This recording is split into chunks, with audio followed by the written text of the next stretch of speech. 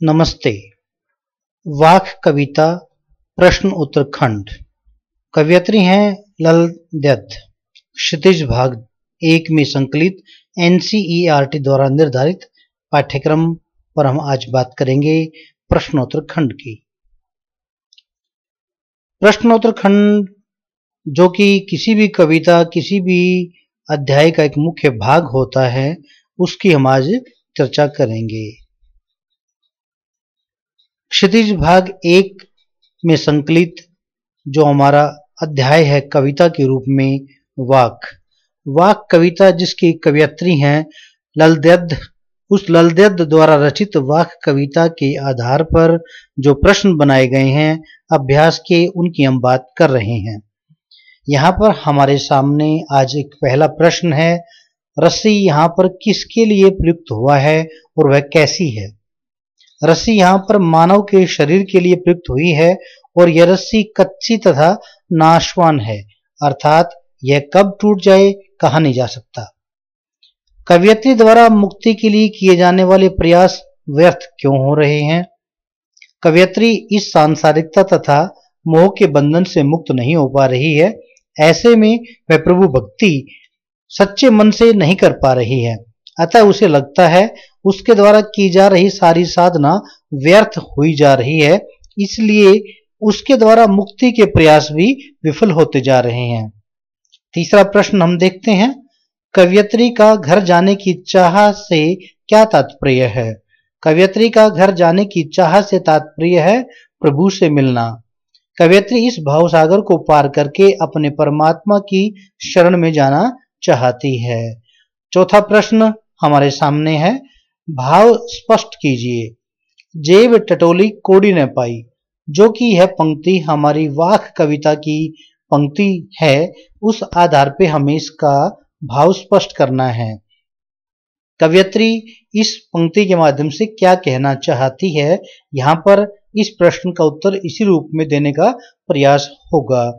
कवयित्री कहती है कि इस संसार में आकर वह सांसारिकता में उलझकर रह गई और जब अंत समय आया और जेब टटोली तो कुछ भी हासिल न हुआ।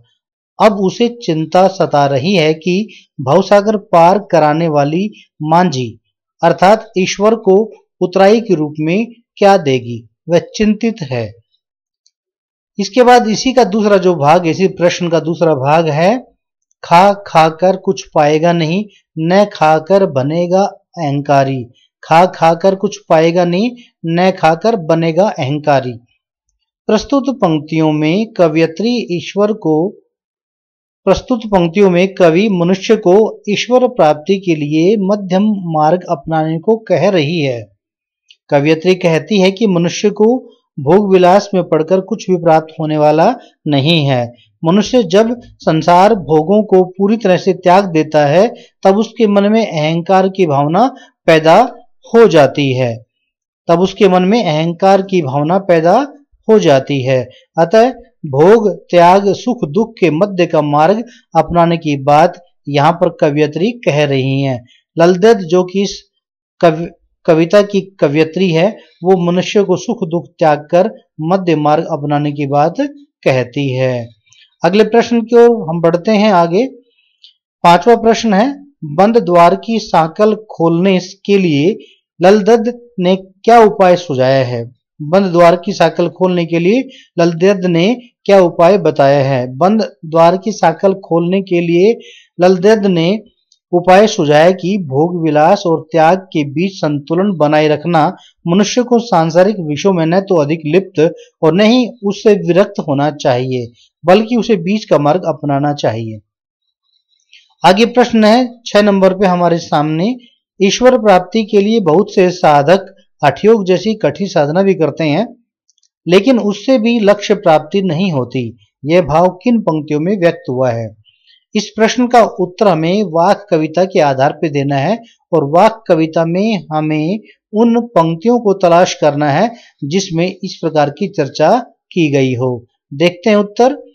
उपर्युक्त भाव निम्न पंक्तियों में प्रयुक्त हुआ है। जैसे वो पंक्ति कौन सी है, आई सीधी राह से गई न सीधी राह, सुसुम सेतु पर खड़ी थी, बीत गया दिन आह, जेब टटोली कोड़ी न पाई, मांझी को दूं क्या उतराई। इन 4 पंक्तियों में ईश्वर प्राप्ति के लिए बहुत से साधक हठयोग जैसी कठिन साधना करते हैं, उसकी चर्चा यहाँ पर की गई है। अगला प्रश्न देखते हैं जो पाठ्यक्रम के अनुसार है। कवयित्री ललदेव द्वारा रचित जो हमारी कविता है वाक। ज्ञानी से कवयित्री का क्या अभिप्राय है? ज्ञानी से कवयित्री का क्या अभिप्राय है? ज्ञानी से कवयित्री का अभिप्राय है जिसने आत्मा और परमात्मा के संबंध को जान लिया हो। कवयित्री के अनुसार ईश्वर का निवास तो हर एक कण कण में है, परंतु मनुष्य इसे धर्म में विभाजित कर मंदिर मस्जिद में खोजता फिरता है। वास्तव में ज्ञानी तो वह है जो अपने अंतःकरण में ईश्वर को पा लेता है। अभी तक हमने जो 7 प्रश्न पढ़े हैं ये पाठ्यक्रम के अनुसार NCERT द्वारा निर्धारित पुस्तक क्षितिज भाग 1 से संकलित थे, उसके अभ्यास खंड से थे। अब इसी पाठ पर जो रचना और अभिव्यक्ति के आधार पर जो कुछ प्रश्न बनते हैं उनकी चर्चा भी कर लेते हैं हमारी इस वीडियो के अंदर। जैसे कि हम देखें यहाँ पर पहला प्रश्न यानी 8.1 का जो प्रश्न है इसको देखें। हमारे संतों, भक्तों और महापुरुषों ने बार बार चेताया है कि मनुष्य में परस्पर किसी भी प्रकार का कोई भेदभाव नहीं होता, लेकिन आज भी हमारे समाज में भेदभाव दिखाई देता है। आपकी दृष्टि में इस कारण देश और समाज की क्या हानि हो रही है? यानी कि हमें देखना है इस प्रश्न के उत्तर के रूप में। उत्तर देखेंगे, समाज में व्याप्त भेदभाव के कारण निम्न हानियां हमें हो रही हैं। क्या क्या? 1 नंबर पे देखिए, हिंदू मुस्लिम का झगड़ा इसी भेदभाव की उपज है जिसके परिणाम स्वरूप भारत पाकिस्तान 2 देश बने। 2 नंबर पर देखिएगा, भेदभाव के कारण ही उच्च और निम्न वर्ग में सामंजस्य स्थापित नहीं हो पाया। तीसरा कारण देखिएगा, पर्वों के समय अनायास झगड़ों की स्थिति उत्पन्न हो जाती है। पर्व से अभिप्राय यहाँ पर जो उत्साह, व्रत, उपवास, पर्व त्योहार आदि मनाए जाते हैं उसकी बात यहाँ कर रहे हैं।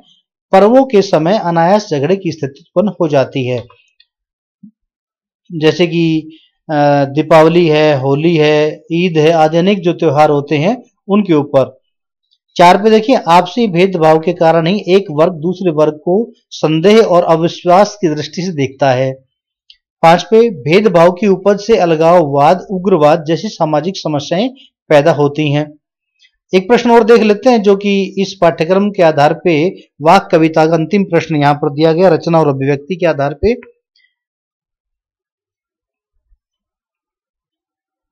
उसी का ही एक तरह से भाग है जो ऊपर दिया गया प्रश्न, उसी के अनुसार यहाँ पर दोबारा से देने का प्रयास किया गया है।